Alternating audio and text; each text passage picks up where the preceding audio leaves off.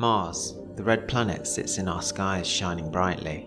We visited it with robots, rovers, and now even a helicopter.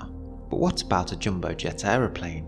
Hi everyone, Vega here, and in today's video we're going to look into the minutiae of exactly how far the red planet really is. So let's get to it. Of course, the chances of flying an aeroplane from Earth to Mars are 1,000,000 to 1. No, actually they're probably even less than that, but let's just imagine for the sake of argument now that we could.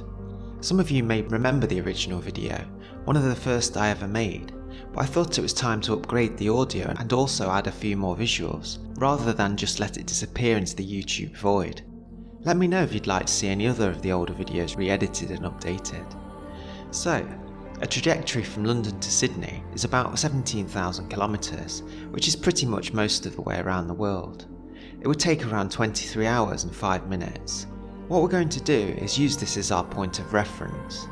We must remember that Earth and Mars are not actually stationary points in the solar system, and indeed, sometimes Earth is on one side of the Sun while Mars is on the other.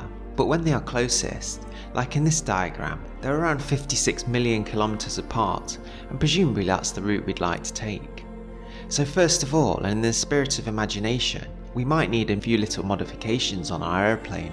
Flying in a tin can from Earth to Mars, with all the deadly space radiation and cosmic rays, is probably not the best idea, so we're going to add a few A-Team style modifications. So let's get down to it then. How much further away is the red planet from planet Earth?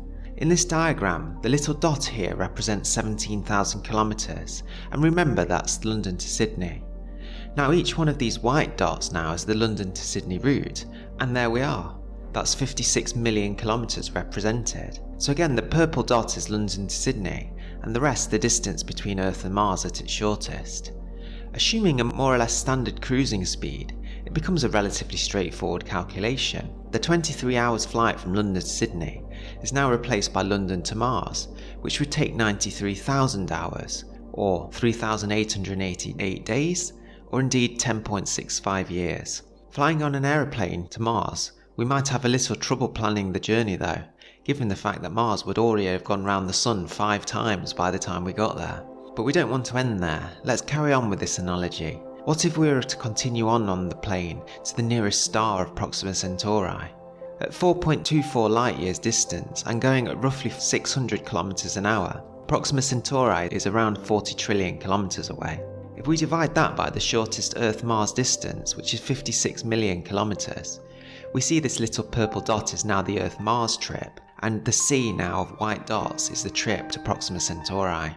Remember that the purple dot is 10.65 years, and so each one of these little white pixels here is 10.65 years. Our trip to Proxima Centauri at a cruising speed of 600 kilometers an hour would take around 7.6 million years in the plane to get there.